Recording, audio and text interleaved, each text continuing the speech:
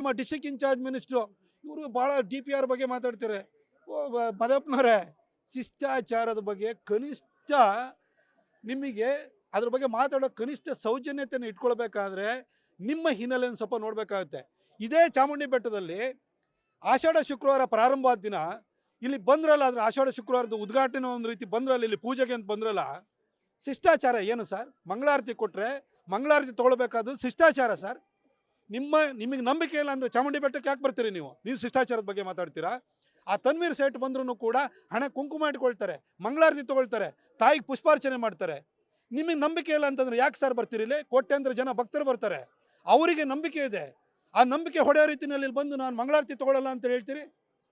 ನಿಮಗೆ ಶಿಷ್ಟಾಚಾರ ನೀವು ಹೇಳ್ಕೊಡ್ತೀರಾ? DPR ಬಗ್ಗೆ ಮಾತಾಡ್ತೀರಲ್ವಾ? ಇದೇ ಮೈಸೂರಿಂದ HD ಕೋಟೆ ರೋಡ್ ಇದೆಯಲ್ಲ, ಇದ್ರದ್ದು ಮಾಡಿದ್ದಾರೆ. ನಿಮ್ಮ ಸಿದ್ದರಾಮಯ್ಯನವ್ರು ಮಾಡಿ, ನೀವೇ ಉದ್ಘಾಟನೆ ಮಾಡಿ. ಶಿಷ್ಟಾಚಾರದ ಬಗ್ಗೆ ಮಾತಾಡ್ತೀರಿ ನೀವು, ಮತ್ತು DPR ಬಗ್ಗೆ ಮಾತಾಡ್ತೀರಿ. ಇವತ್ತು ಮೇಕೆದಾಟಿದ್ರು ಕೂಡ DPR ಆಗಿದೆ, 2018ರಲ್ಲಿ DPR ಆಗಿದೆ. ಮಾಡಿ ಇವಾಗ ನೀವು ಕೆಲಸನ. DPR ಮಾಡಿಬಿಟ್ಟಿದ್ದು ನಾವು, DPR ಮಾಡಿದ ನೀವಲ್ಲ ಸರ್. DPR ಮಾಡೋಕ್ಕೂ ಒಂದು ಟೆಂಡರ್ ಕರೀತಾರೆ, ಅದೆಲ್ಲ ಅದು ಆಟೋಮೆಟಿಕ್ ಪ್ರೋಸೆಸ್, ಅದು ಬೈ ಡಿಫಾಲ್ಟ್ ಆಗುವಂಥದ್ದು. ಅದನ್ನ ಇಟ್ಕೊಂಡ್ಬಿಟ್ಟು ನಾವು ಮಾಡೋದು ಅಂತಿದ್ರಿ. ಇಲ್ಲೇ ಹಳೆ ಉಂಡುವಾಡಿ ಯೋಜನೆಗೆ DPR ಸಿದ್ದರಾಮಯ್ಯನವ್ರ ಕಾಲದಲ್ಲಿ ಆಗಿತ್ತು, ದುಡ್ಡು ಕೊಟ್ಟರೆ ನೀವು. ಕುಮಾರಣ್ಣ ಬಂದು GT ದೇವೇಗೌಡರ ಪ್ರಯತ್ನದಿಂದಾಗಿ ಇವತ್ತು ಹಳೆ ಉಂಡುವಾಡಿ ಯೋಜನೆ ಇವತ್ತು ಕಾರ್ಯಗತ ಆಗ್ತಾ ಇದೆ. DPR ಇಟ್ಕೊಂಡ್ಬಿಟ್ಟು DPR ನಾ ಮಾಡಿದ್ದು ಯಾರು ಗೊತ್ತಿಲ್ಲದವ್ರಿಗೆ ಹೇಳಿ ಸರ್. ಯಾರು ಬುದ್ಧಿಗೇಡಿಗಳು ಯಾರೂ ಇಲ್ಲ ಇಲ್ಲಿ. DPR-ಅನ್ನು ನ್ಯಾಷನಲ್ ಹೈವೇ ಇರ್ಬೋದು, ಇರಿಗೇಷನ್ ಡಿಪಾರ್ಟ್ಮೆಂಟರು ಅವ್ರು ಬೈ ಡಿಫಾಲ್ಟ್ ಮಾಡ್ತಾರೆ. ಮೇಕೆದಾಟದು ಮಾಡಿದಿರಲ್ಲ, ಇವಾಗ ಕಾರ್ಯಗತ ಮಾಡಿ ನೋಡೋಣ. ಕೋಟೆ ರೋಡನ್ನು ಮಾಡಿ ನೋಡೋಣ. ಅದು ಯಾವುದು ಮಾಡಲ್ಲ. DPR ಅಂತೆ DPR ನಾವು ಮಾಡಿದ್ದು ನಿಮ್ಮ ಕೈಗೆ ಸಿಗಲ್ಲ. ಸಿದ್ದರಾಮಯ್ಯನವರು ಮೈಸೂರಿಗೆ ಯಾವಾಗ ಬರ್ತಾರೆ ಅವ್ರ ಜೊತೆ ಬರ್ತೀರಿ, ಅವ್ರು ಬಂದ ಕೂಡಲೇ ಅವರಿಂದನೇ ಹೋಗ್ತೀರಿ. ಇವತ್ತವರೆಗೂ KDP ಮೀಟಿಂಗ್ ಮಾಡಿದ್ರೆ ಸರ್, 2.25 ವರ್ಷದಲ್ಲಿ KDP ಮೀಟಿಂಗ್ ಎಷ್ಟು ಮಾಡಿದಿರಿ ನೀವು? ಎಷ್ಟು ನೀವು ಒಂದು ಸ್ಪಾಟ್ ವಿಸಿಟನ್ನು ಮಾಡಿದಿರಿ? ಏನು ಕೆಲಸ ಮಾಡಿದಿರಿ ಹೇಳಿ ಮೈಸೂರಿಗೆ? ಮೈಸೂರು ರೋಡ್ಗಳೆಲ್ಲ ಕಿತ್ತೋಗಿದ್ದಾವೆ. ಒಂದು ರೋಡಿಗೆ ಒಂದು ಹಿಡಿ ಟಾರ್ ಹಾಕಿದ್ದೀರ ನೀವು?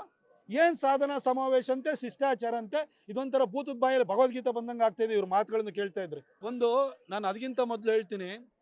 ಆಮೇಲೆ ಸಿದ್ದರಾಮಯ್ಯ ಸಾಹೇಬ್ರೆ, ಶಿಷ್ಟಾಚಾರ, ಸಾರ್ವಜನಿಕ ಜೀವನದಲ್ಲಿ ಕೆಲವು ಸೌಜನ್ಯಗಳನ್ನ ನೀವು ನಿಮ್ಮ ಡಿಸ್ಟ್ರಿಕ್ಟ್ ಇನ್ಚಾರ್ಜ್ ಮಿನಿಸ್ಟ್ರು ಫಸ್ಟ್ ಕಲ್ತ್ಕೊಳ್ಬೇಕು ನೀವು.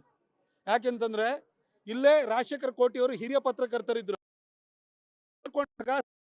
ಗೌರವದೊಂದಿಗೆ ಗಾರ್ಡ್ ಆಫ್ ಆನರ್ ಕೊಟ್ಟು ಅವ್ರನ್ನ ಕ್ರಿಮೇಷನ್ ಆಯಿತು.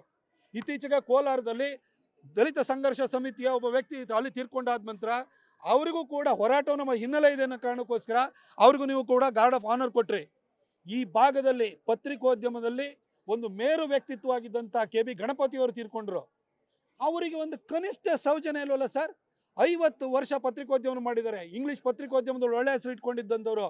ಸ್ಟಾರ್ ಆಫ್ ಮೈಸೂರು ಈವ್ನಿಂಗರು, ಇಡೀ ಒಂದು ಡಿಸ್ಟ್ರಿಕ್ಟ್ ಲೆವೆಲದು ಈವ್ನಿಂಗರ್, ಇಂಗ್ಲೀಷ್ ಈವ್ನಿಂಗರು.